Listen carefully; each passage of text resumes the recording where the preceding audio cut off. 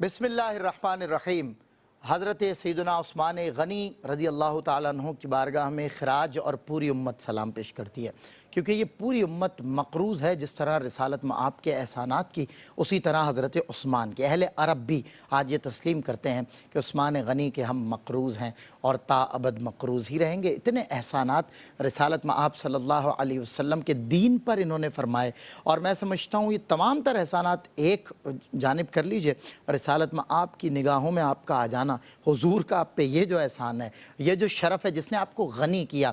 آج اغنیاء یہ تصور نہیں کر سکتے کہ اتنا بھی غنا دل کا اور ہاتھ کا کسی کو مل سکتا ہے جتنی سخا حضرت عثمان غنی کے ہاں۔ بادشاہوں کے ہاں ایک وصف خاص ہے کہ وہ سخاوت سے یاد کیے جاتے ہیں۔ سب سے بڑا بادشاہ سب سے بڑا سخی ہوتا ہے، مگر سارے دنیا کے تاریخ کے بادشاہ ایک طرف، عثمان غنی کی سخاوت ایک طرف۔ ایک مٹھی جو خیرات تمام صحابہ کی بات ہوتی ہے، مگر عثمان غنی کی سخاوت تو بدرجہ اتم ذکر ہوتی ہے، اور ہم دعا کرتے ہیں کہ پروردگار عالم اس عہد بخیل کو عثمان غنی کی سخاوت عطا فرمائے، اس عہد بے شرم کو اللہ رب العزت عثمان غنی کی شرم و حیا کا صدقہ عطا فرمائے۔ وہ شرم و حیا کہ میں نے کل ذکر کیا تھا کہ اس ہستی، اس محسن اعظم صلی اللہ علیہ وسلم جن کی شرم و حیا کے لیے کہا جاتا ہے نیچی نظروں کی شرم و حیا پر درود، وہ بھی لحاظ فرماتے ہیں عثمان غنی سے، حیا فرماتے ہیں، کہتے ہیں کہ جنت کے فرشتے بھی عثمان سے حیا کرتے ہیں، باور کرواتے ہیں دیگر صحابہ کی جماعت کو کہ عثمان غنی کا اس درجہ لحاظ کرنا، کیونکہ وہ حیا میں اتنے کامل ایمان پر ہیں۔ عثمان ابن عفان، خراج، سلام اور ہماری تمام تر عقیدتیں آج آپ کے نام حضور کے قدمین شریفین میں آرام فرما، پہلو میں عتیق و عمر، اور جب قدمین شریفین کی طرف آپ نگاہ کیجئے، قدموں کی سمت چلتے چلے جائیے تو سب سے پہلے بالکل بعین سامنے آپ کو جو قبر انور نظر آئے گی وہ عثمان ابن عفان کی ہے۔ اللہ رب العزت عثمان غنی رضی اللہ تعالیٰ عنہ کا صدقہ ہمیں دل کا بھی غنا عطا فرمائے۔ حضرت پیر طریقت سید معین الحق گیلانی صاحب دامت برکاتہم القدسیہ کی ایک منقبت میری نگاہوں کے سامنے ہے، پے کرے شرم و حیا عثمان ذوالنورین ہیں، پے کرے شرم و حیا عثمان ذوالنورین ہیں، خادم آل عبا عثمان ذوالنورین ہیں، مرد حق مرد خدا عثمان ذوالنورین ہیں، بازوئے مشکل کشا عثمان ذوالنورین ہیں، محو ذات مصطفیٰ عثمان ذوالنورین ہیں، شامل اہل بقا عثمان ذوالنورین ہیں، ان کے معیار حیا پر ہیں ملائک دم بخود، ان کے معیار حیا پر ہیں ملائک دم بخود، کس بلا کے با حیا عثمان ذوالنورین ہیں، کس بلا کے با حیا عثمان ذوالنورین ہیں۔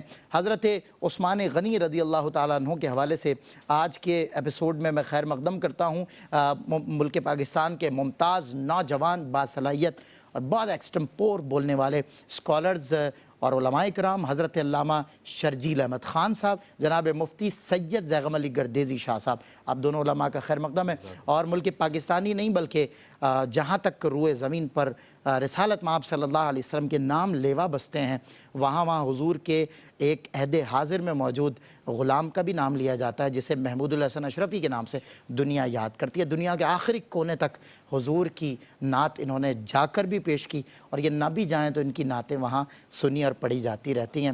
الحاج محمود الحسن اشرفی ہمارے ساتھ ہیں، آپ کا بھی خیر مقدم ہے، جزاک اللہ۔ آپ تینوں کا بہت بہت شکریہ کہ آج آپ کا تعارف بہت اچھا لگا، جزاک اللہ۔ اور یہ اچھا ہے، لیکن یہ جی آج جو غلامی کا اظہار اللہ آپ کو سلامت رکھے، میں چاہتا ہوں کہ ہر مرتبہ نیا تعارف ہو حضور کے غلاموں کا، اور یہ بھی سچ ہے کہ میں کبھی بھی قیاس آرائی سے کام نہیں لیتا، جو بات سچ ہے بس وہی پیش کرتا ہوں، اور واقعتاً یہ تعارف کم ہے، اس سے بڑھ کے تعارف ہونا چاہیے حضور کے اس ثنا خوان رسول اور اس غلام کا۔ میں علامہ شرجیل احمد خان صاحب سے پروگرام کا باقاعدہ آغاز کرتا ہوں کہ میں غزوات النبی صلی اللہ علیہ وسلم میں حضرت عثمان غنی کی شرکت، لیکن اگر آپ اجازت دیں تو ہم نعت رسول مقبول سے آغاز کریں اور پھر گفتگو کی طرف بڑھتے ہیں۔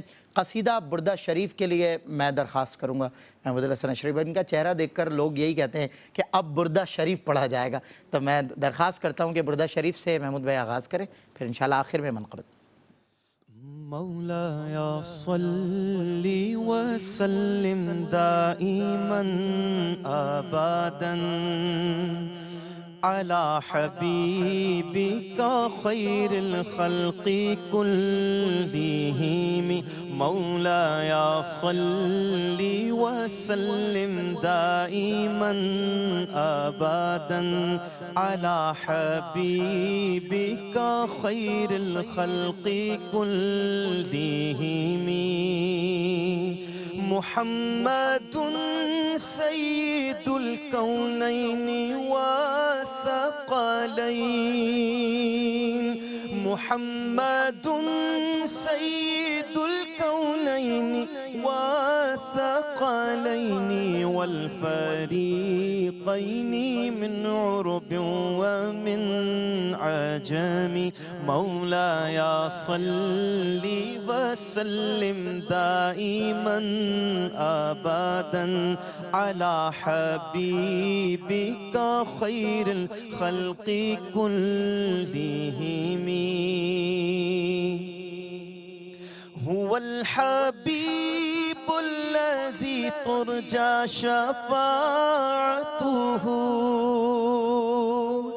هو الحبيب الذي ترجى شفاعته لكل هول من الأهوال مقتحم مولاي صل وسلم دائما أبدا على النبي وأهل البيت كلهم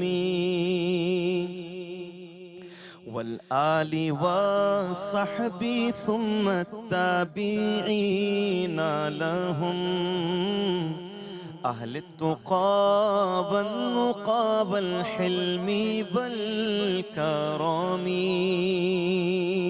ثم الرضا عن أبي بكر وعن عمر وعن علي وعن عثمان ذي الكرم يا ربي بالمصطفى بلغ مقاصدنا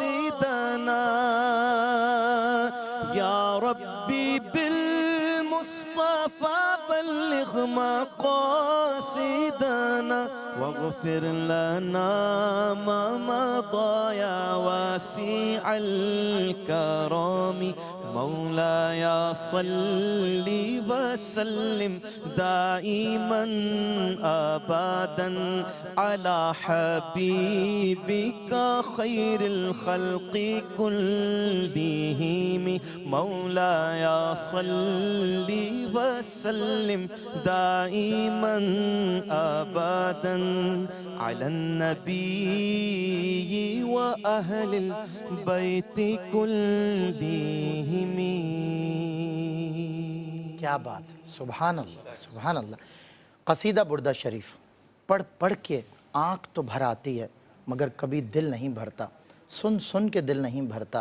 تمام عمر میں سمجھتا ہوں کہ ان کو وہ تعداد بھی یاد نہیں ہوگی جتنی مرتبہ انہوں نے بردہ شریف پڑھا ہوگا، مگر بخدا جتنی مرتبہ یہ پڑھیں ذکر ہر ایک کی زباں پر ہے ازل سے اس کا، بات ہوتی ہی نہیں پھر بھی پرانی اس کی، ہم جب پڑھیں جب سنیں۔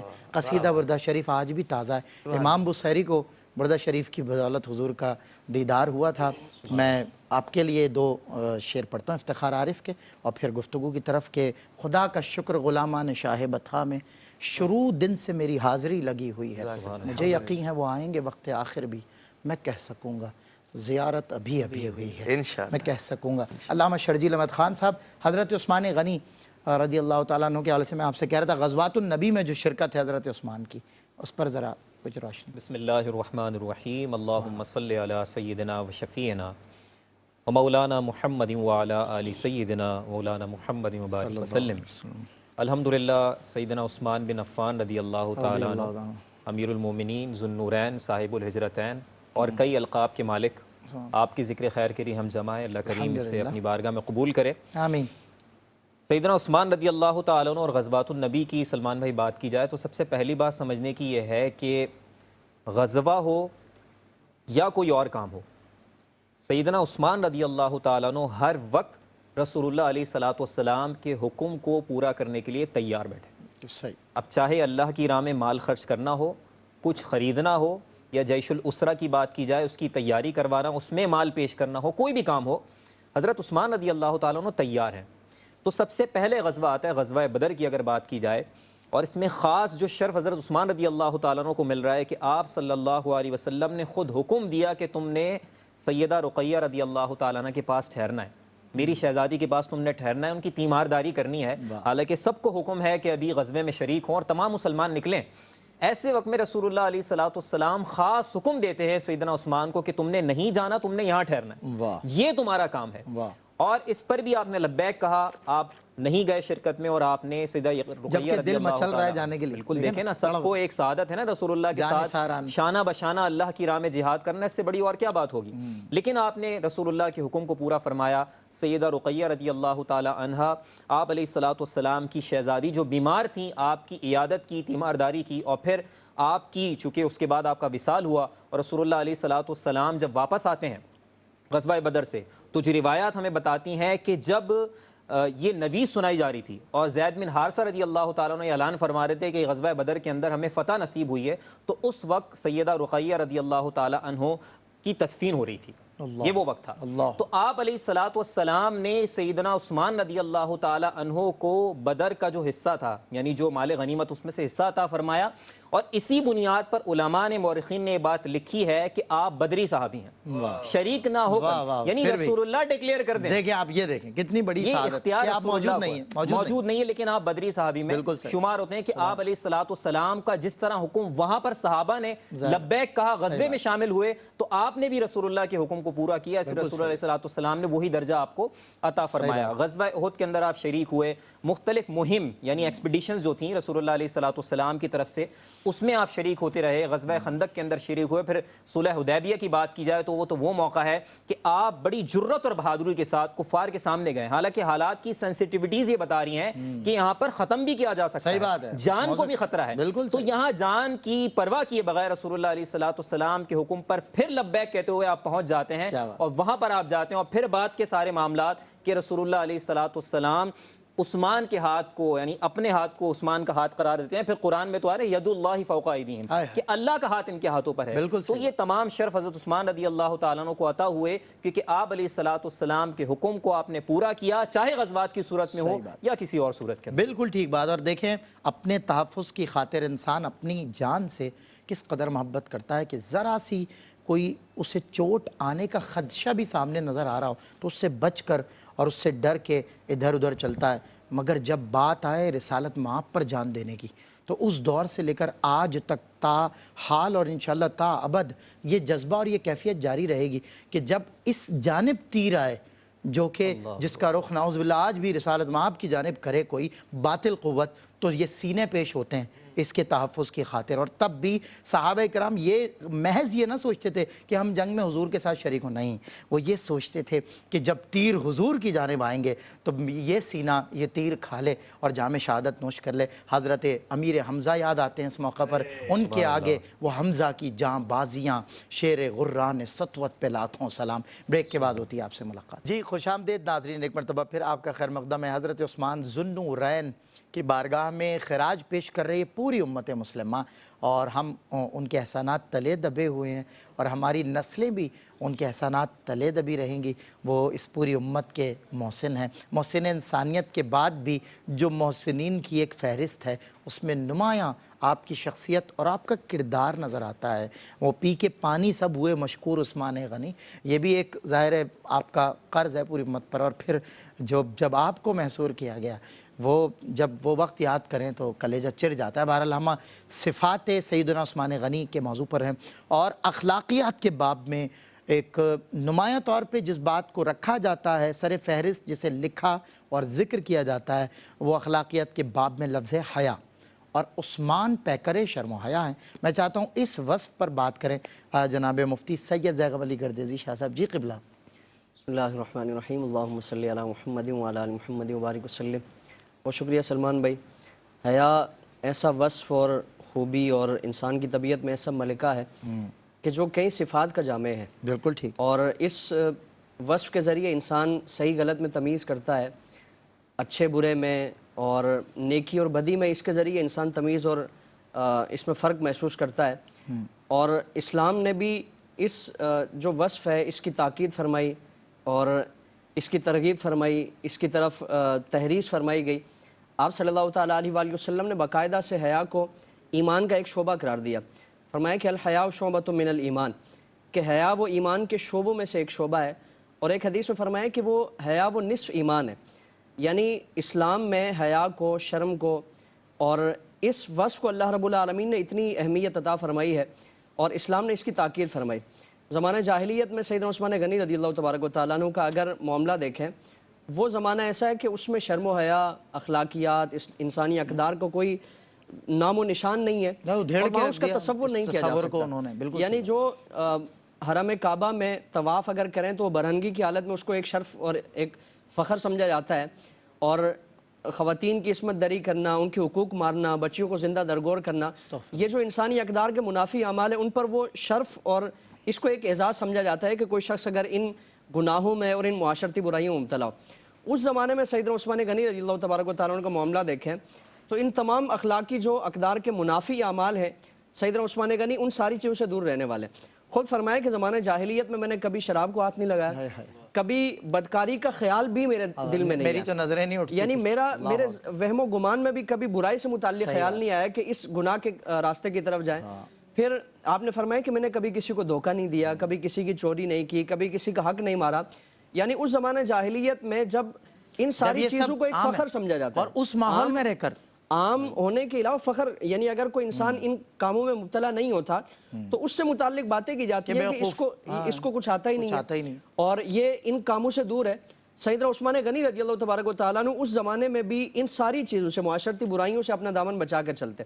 اور پھر آپ کی خواہش ہے کہ ہر شخص میں یہ اچھائیاں ہونی چاہیے.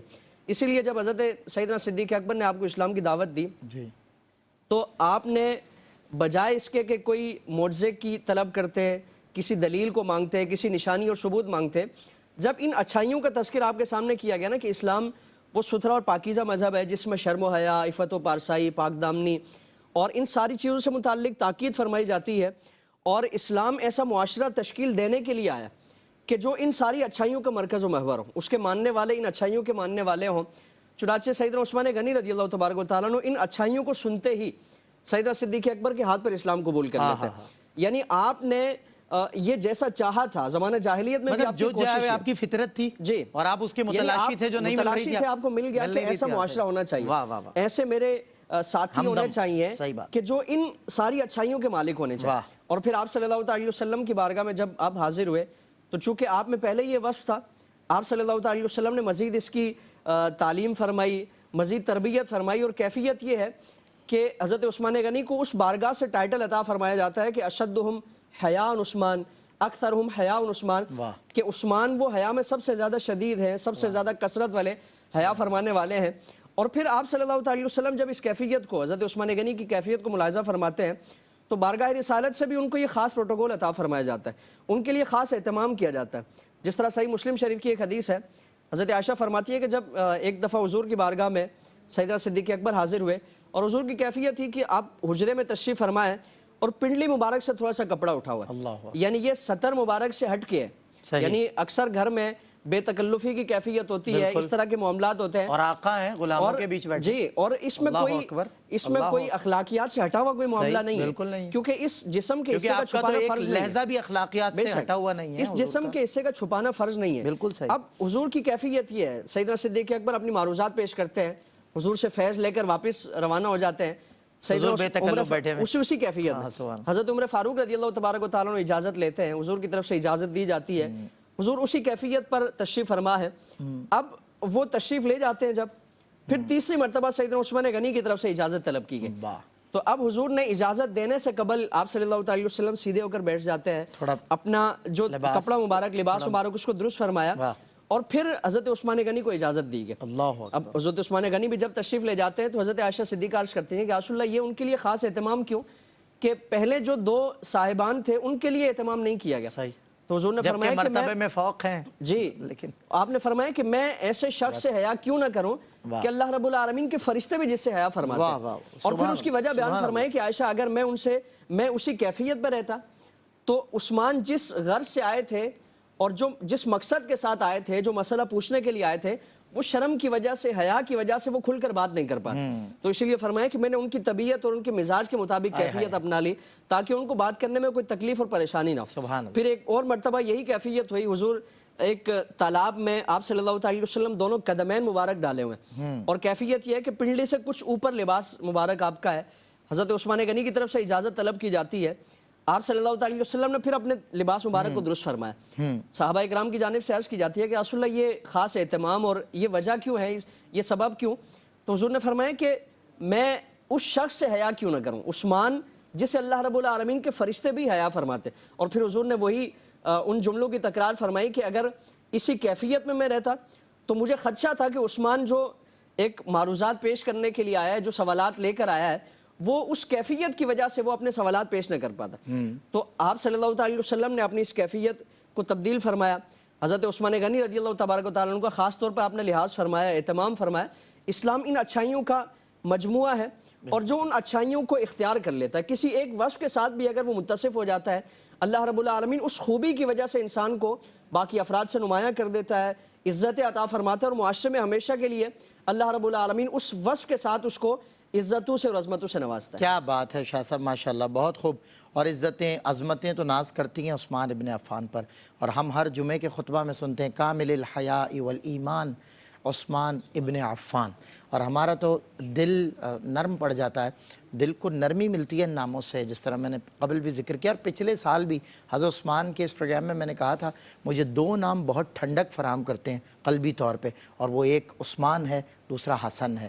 اللہ رب العزت ان ناموں کا صدقہ ہماری آل اولاد کو عطا فرمائے. علامہ شرجیل احمد خان صاحب، سخاوت کی بات ہو رہی ہے، اور پہلے بھی یہ وصف آپ میں پایا جاتا ہے، دور جاہلیت میں بھی، لیکن تب تک آپ عثمانی ہیں. دربار رسالت میں آتے ہیں تو غنی ہو جاتے ہیں. تو مطلب ایک تو ہوتی ہے سخاوت، اور ایک ہوتا ہے غنا، اور ایک ہوتا ہے کسی کا غنی ہونا. تو یہ جو کمال درجہ ہے، یہ رسالت میں آپ کے دربار اور آپ کے عشق اور محبت کی کیفیت میں جو جنون اور وارفتگی اختیار کر گیا تھا، ہر قدم پر خیرات، اور نہ جانے کس میدان میں صف اول پر عثمان غنی سخاوت کے میدان میں نظر آتے ہیں. نمایاں پہلو ہے اللہ کی راہ میں خرچ کرنے والوں میں، سب سے صف اول میں کھڑے ہیں عثمان. فرمائیے اس پہلو کے حوالے سے، اس وصف کے حوالے سے. جی سلمان بھائی، سیدنا عثمان رضی اللہ تعالیٰ عنہ جن شخصی اوصاف کے مالک تھے، جی، یعنی ایک پرسنالٹی ہوتی ہے نا کسی کی، تو اس کے پرسنالٹی ٹریٹس ہوتے ہیں، اوصاف ہوتے ہیں. تو آپ کے جو اوصاف ہیں وہ فطرت سلیمہ کی عکاسی کرتے تھے. بالکل صحیح. اور آپ کے اوصاف میں جو سخاوت کا اور غنی ہونے کا وصف تھا، تو اس میں ایام جاہلیت میں ایک استعارہ بن چکا تھا، ایک ضرب المثل، ایک فقرہ کہا جاتا تھا، احبک والرحمن حب قریش لی عثمان. واہ. لوگ اس طرح کہا کرتے تھے کہ میں تم سے ایسی محبت رکھتا ہوں جیسے قریش کے لوگ عثمان سے محبت رکھتے ہیں. یعنی یہ کیفیت تھی، یہ ایام جاہلیت کی بات ہوئی. بالکل ٹھیک. تو اس وقت میں بھی جو یہ آپ کا سخاوت کا جو پہلو ہے، یہ لوگوں کے لیے تھا، موجود تھا. ہاں یہ ضرور ہے کہ وہ حق کی تائید میں پھر اسلام کے بعد استعمال ہوا. بالکل صحیح. یعنی وہی تمام معاملات، وہی ساری پرسنالٹی کے جو ٹریٹس ہیں، اوصاف ہیں، اب حق کی تائید کے لیے، اسلام کی مدد کے لیے، اسلام کی نصرت کے لیے سلسلہ شروع ہوا. تو پھر آپ علیہ الصلوۃ والسلام کی بارگاہ سے بخشش کا پروانہ بھی عطا ہوا.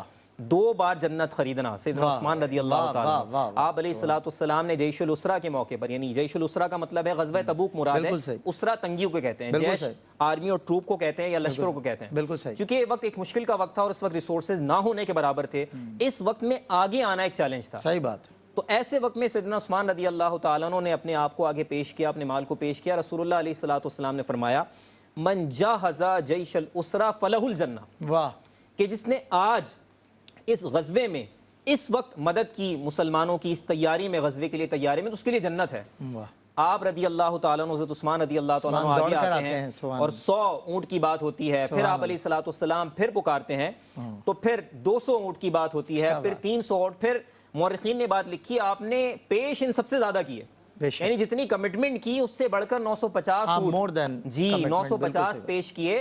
اور اس کے ساتھ ساتھ کئی اشرفیاں، کئی گھوڑے اور پتہ نہیں کیا کیا ساتھ آپ نے اضافی اس کے اندر پیش کیا. اسی طرح ایک اور موقع یعنی سروں و اعلان، جی دونوں باتیں ہو گئی. تو کہہ دینے کی بھی لاج رکھی، الگ سے آپ نے جو پیش کیا وہ بھی پیش کر دیا.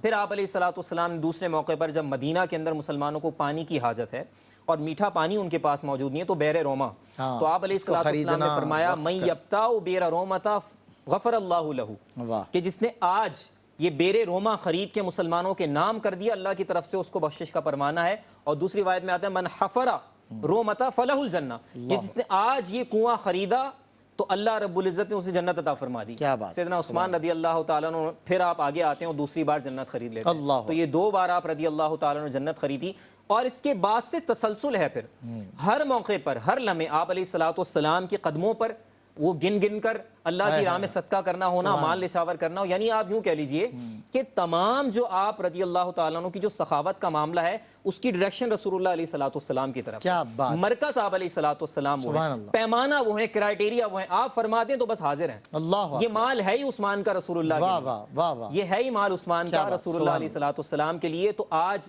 جیسے کہ ہم پہلے کہہ چکے ہیں کہ آج تک اور قیامت تک جتنے مسلمان آئیں گے سب پر احسان ہے سیدنا عثمان رضی اللہ تعالیٰ عنہ کی ذات۔ بے شک، اور میں اس موقع پر اعلیٰ حضرت کا وہ شعر ضرور کوٹ کروں گا، کیونکہ آپ اس کے مظہر نظر آتے ہیں، کروں تیرے نام پہ جاں فدا، سبحان اللہ، نہ بس ایک جہاں 2 جہاں فدا، سبحان اللہ، 2 جہاں سے بھی نہیں جی بھرا، کروں کیا کروڑوں جہاں نہیں، جتنا کچھ میری دسترس میں ہے یا رسول اللہ آپ کے قدموں کے لیے قربان ہے، آپ حکم کرتے جائیے، عثمان دیتا جائے گا۔ بریک کے بعد ہوتی ہے ملاقات۔ خوش آمدید ناظرین، خیر مقدم ہے آپ کا ایک مرتبہ پھر حضرت سیدنا عثمان غنی رضی اللہ تعالیٰ عنہ کے تعلق سے آپ کو خراج پیش کیا جا رہا ہے۔ میرے ساتھ شامل نشست ہیں جناب علامہ شرجیل احمد خان صاحب، مفتی سید زیغم علی گردیزی شاہ صاحب، اور دنیا نعت کے ایک چمکتے ہوئے ستارے جناب محمود الحسن اشرفی، میرے بہت پیارے بھائی ہیں، اور بہت خوبصورت انداز سے بردہ شریف سے انہوں نے آغاز بھی کہ انشاءاللہ چند ہی لمحات کے بعد منقبت سیدنا عثمان غنی رضی اللہ تعالیٰ عنہ بھی محمود بھائی کی خوبصورت آواز میں آپ کو سنوائیں گے۔ میں ایک بات حضرت عثمان غنی کے حوالے سے، ظاہر ہے ہم نے آپ کو جامع القرآن کہہ کر بھی یاد کیا ہے، ناشر القرآن کہہ کر بھی یاد کیا ہے، یہ آپ کی صفات عالیہ ہیں، پچھلے پروگرام میں کل آپ فرما بھی رہے تھے۔ تو اب یہ جو ایک علمی مقام ہے، حلم تو ہم نے دیکھ لیا، بردباری بھی دیکھ لی، حیا بھی ملاحظہ کی، اور سخاوت کون نہیں جانتا؟ جہاں بات سخاوت کی ہو وہاں عثمان غنی کا ذکر نہ ہو تو یہ تو بات ہی پھر بیکار ہے سخاوت کی کرنا مومنوں کے درمیان۔ تو قبلہ آپ ارشاد فرمائیے، یہ جو ایک علمی مقام ہے، کوئی علم سے بڑی دولت رسالت میں آپ نے فرمایا کوئی نہیں، مگر میں سمجھتا ہوں یہ دولت بہت بڑی دولت ہو گئی، کیونکہ رسول اللہ کے قدموں پہ قربان ہوئی ہے یہ دولت، اپنی ذات پر نہیں۔ ارشاد فرمائے علمی مقام کے حوالے سے۔ سلمان بھائی، کسی کا بھی علمی مقام اور قابلیت جاننے کے لیے چند چیزوں کا بنیادی طور پہ جاننا یہ ضروری ہے کہ اس شخص نے کہاں سے علم حاصل کیا، کس سے علم حاصل کیا، کیا کیا علوم اس نے حاصل کیے۔ سیدنا عثمان غنی رضی اللہ تبارک و تعالیٰ عنہ جیسی شخصیت، آپ کا شرف اور اعزاز یہ ہے کہ علم ان سے حاصل کر رہے ہیں جو کل کائنات کا علم رکھنے والے ہیں، بے شک عالم کانا وما یکون ہیں، امام الانبیاء صلی اللہ تعالی علیہ وسلم کی بارگاہ میں آپ زانو تلمس طے کرنے والے ہیں۔ پھر جو صفہ چبوترا ہے، جو پوری کائنات کا پہلا جو ایک تعلیمی ادارہ ہے، منظم تعلیمی ادارہ، وہاں سے سیدنا صدیق اکبر اور سیدنا عثمان غنی، سیدنا عمر فاروق کی اولین وہاں کے فضلاء ہیں، اور حضور کی بارگاہ میں وہاں شب و روز حاضر ہو کر تعلیم حاصل کرنے والے ہیں۔ اور پھر علم کیا حاصل کیا؟ ہم دیکھیں قرآن کریم نازل ہو رہا ہے، اور سیدنا عثمان غنی ان خوش نصیب افراد میں سے ہیں جو اس قرآن کی کتابت بھی فرماتے ہیں، اور قرآن جو بھی نازل ہو رہا ہے آپ اس کو حفظ بھی فرماتے ہیں۔ پھر قرآن کس موقع پہ نازل ہو رہا ہے، کون کون سی آیات کا شان نزول کیا ہے، کس موقع پہ نازل ہو رہی ہیں، اس کی تشریح اور تفسیر کیا ہے، یہ بڑی بات، یہ ساری چیزیں سیدنا عثمان غنی رضی اللہ تبارک و تعالیٰ عنہ کو خود صاحب قرآن سبحان امام الانبیاء صلی اللہ تعالیٰ علیہ وسلم سکھا رہے ہیں۔ تو آپ کے علم کا اندازہ ہم کر لیں کہ آپ کو اللہ رب العالمین نے کتنا علم عطا فرمایا ہوگا کہ خود حضور کی بارگاہ میں حاضر ہو کر آپ قرآن کا، سنت کا اور دیگر علوم و فنون حضور سے آپ سیکھ رہے ہیں۔ پھر آپ صلی اللہ تعالی وسلم کی بارگاہ میں جب بھی قرآن نازل ہوتا ہے، کاتب وحی ہیں، اور وحی کس موقع پہ نازل ہو رہی ہے یہ آپ اس کو جانتے ہیں، اور پھر قرآن کریم کو ساتھ حفظ بھی فرماتے ہیں، یعنی پورے قرآن پاک کے آپ حافظ بھی ہیں، آپ کاتب بھی ہیں۔ اسی لیے جب سیدنا عمر فاروق رضی اللہ تبارک و تعالیٰ عنہ کے زمانے میں قرآن کریم کو تدوین کرنے کا اور جمع کرنے کا ایک جو سلسلہ ہوا، اس میں جو سب سے سر فہرست افراد تھے جو صحابہ کرام تھے، حفاظ صحابہ کرام، اس میں حضرت عثمان غنی رضی اللہ تبارک و تعالیٰ عنہ شامل ہیں۔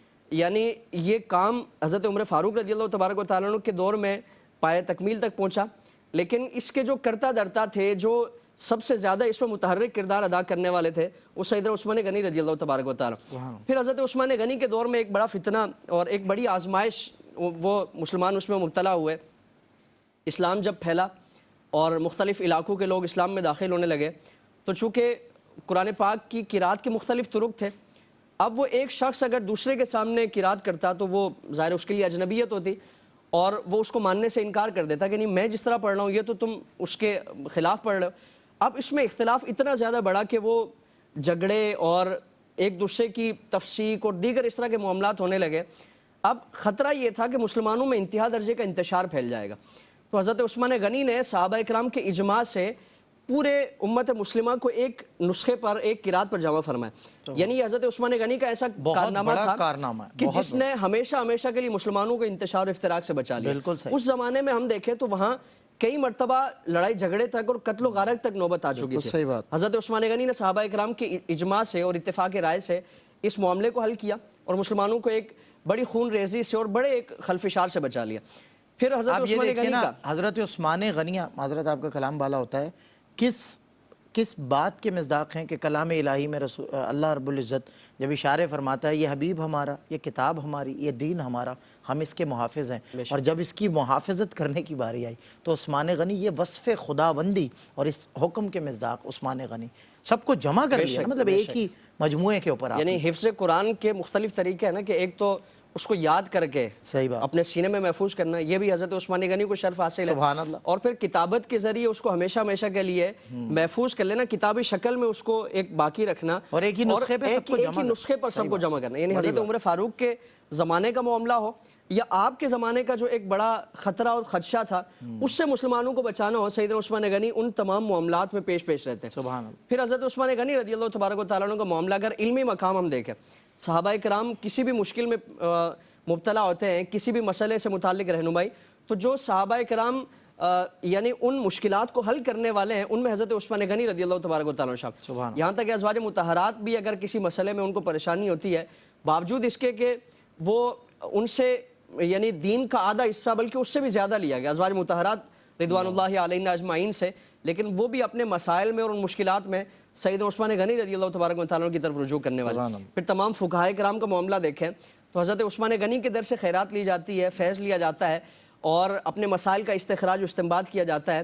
ایک مشہور جو معاملہ اور جس کو فقہ حنفی میں بھی اور دیگر فقہا نے بھی اس کو اختیار کیا، حضرت عثمان غنی رضی اللہ تبارک و تعالیٰ عنہ کا زمانہ تھا.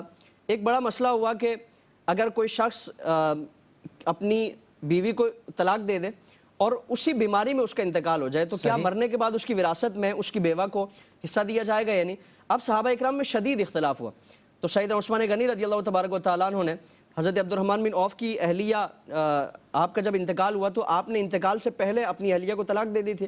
اب وہ عدت میں تھی کہ آپ کا انتقال ہو گیا تو آپ نے یعنی یہ ایک نظیر قائم فرما دی کہ اگر کسی شخص کا یہ معاملہ ہو اور اسی بیماری کی عدت میں اس کی بیوہ ہو یعنی طلاق یافتہ وہ عورت ہو تو فرمایا کہ اس کی وراثت میں سے اس کو حصہ دیا جائے. دیگر کئی مسائل ہیں، کتنی بڑی نرمی اور کئی مسائل ہیں کہ جس میں امت حضرت عثمان غنی رضی اللہ تبارک و تعالیٰ عنہ کے در سے خیرات اور فیض لیتی ہوئی نظر آتی ہے. تو حضور کے بارگاہ کا کوئی بھی صحابی ہو، بالخصوص یہ صحابہ کرام ہیں کہ پوری امت ہر معاملے میں ان کی مقروض ہے، چاہے وہ علمی معاملہ ہو یا مالی معاملہ ہو یا کسی بھی طور پر ہو. اللہ کے رسول صلی اللہ علیہ وسلم کے ہر صحابی ہمارے لیے ہر معاملے میں مشعل رہا. بے شک. اور شاہ صاحب آج آپ نے ظاہر ہے اس سوال کے ذریعے بھی کلیئر فرما دیا کہ محض سخاوت جو ہے یہاں مال کی نہیں ہے یا زر کی نہیں ہے بلکہ علم کی بھی ہے اور آج تک ہے اور تابد رہے گی. حضرت عثمان غنی رضی اللہ تعالی عنہ کیا پیش کریں تم کو، کیا چیز ہماری ہے، یہ دل بھی تمہارا ہے، یہ جان بھی تمہاری ہے. ہم اور ہماری آنے والی نسلیں حضرت عثمان آپ کی مقروض ہیں، آپ کے احسان مند ہیں، اور ہم اس کا اعلان کرتے ہیں کہ اگر آپ جیسی ہستیاں نہ ہوتی، بطور خاص آپ کی بات کریں، آپ کی سخاوت نہ ہوتی، آپ کی معاونت نہ ہوتی تو دین کو کس قدر مشکلات پیش آتی ہیں. اور پھر ظاہر ہے اللہ محافظ ہے اس دین کا، تو اللہ رب العزت نے محافظت کے لیے روئے زمین پر عہد رسالت مآب میں جن روشن چہروں اور ناموں کو عزت دینی تھی ان میں آپ کا انتخاب کیا اللہ نے اور اس کے رسول نے. اللہ بھی آپ سے راضی، اس کا رسول بھی آپ سے راضی. بس حضرت عثمان آپ ہم سے راضی ہو جائیں اور اپنی سخاوت کا وصف ہمیں بطور خاص عطا فرمائیں، اپنی حیا کا وصف ہمیں بطور خاص عطا فرمائیں۔ اللہ تعالی ہمارا اور آپ کا سب کا حامی و ناصر ہو۔ علامہ شرجیل احمد خان صاحب، مفتی سید ذیغم علی گردیزی شاہ صاحب، بہت شکریہ آپ حضرات کا، اور شکریہ اس ہستی کا کہ جس کے ذکر میں ہمیں اللہ نے سعادت اور منتخب فرمایا، جناب محمود الحسن اشرفی بھائی کا شکریہ کہ آپ ظاہر ہے بارہا مسلسل بلکہ پیرالل حضرت عثمان کی قبر پہ حاضر بھی ہوئے ہیں۔ بہت اللہ نے آپ کو زیارتیں اس در کی اور حجاز مقدس کی نصیب فرمائی ہیں۔ اللہ رب العزت جلد از جلد ہمیں ایک مرتبہ پھر اس مقام پہ اور اس آپ کی قبر انور کی زیارت نصیب فرمائے۔ میں محمود بھائی سے گزارش کروں گا حضرت عثمان کی منقبت، اور اسی پر ہم رخصت ہوں گے۔ السلام علیکم ورحمۃ اللہ۔ مظفر فارسی رحمۃ اللہ علیہ کا کلام پیش کیا کر رہا بات، ہوں۔ ماشاءاللہ۔ نائب قدرت کے نور عین عثمان غنی، نائب قدرت کے نور عین عثمان غنی، جامع القرآن ذوالنورین عثمان غنی، جامع القرآن ذوالنورین عثمان غنی، تیرا تقوی آسمان صبر کو چھوتا ہوا، تیرا تقوی آسمان صبر کو چھوتا ہوا، تیری فیاضی بہت بے چین عثمان غنی، جامع القرآن ذوالنورین عثمان غنی، کربلا سے جا ملا تیرے لہو کا سلسلہ، کربلا سے جا ملا تیرے لہو کا سلسلہ، تیرے دربانوں میں تھے حسنین عثمان غنی، جامع القرآن ذوالنورین عثمان غنی، میں مظفر ذات کے حجرے میں ایک جلتا چراغ، میں مظفر ذات کے حجرے میں ایک جلتا چراغ، آفتاب مطلع شرقین عثمان غنی، آفتاب مطلع شرقین عثمان غنی، جامع القرآن ذوالنورین عثمان غنی، میں مظفر ذات کے حجرے میں ایک جلتا چراغ، میں مظفر ذات کے حجرے میں ایک جلتا چراغ، آفتاب مطلع شرقین عثمان غنی، نائب قدرت کے نور عین عثمان غنی، جامع القرآن ذوالنورین عثمان غنی، جامع القرآن ذوالنورین عثمان غنی۔ ناظرین، اگر آپ ایسی ہی مزید ویڈیوز دیکھنا چاہتے ہیں तो हमारा ARYQ TV का चैनल सब्सक्राइब कीजिए और बेल आइकॉन का बटन दबाना न भूलिए ताकि आपसे कोई पसंदीदा प्रोग्राम मिस ना हो जाए।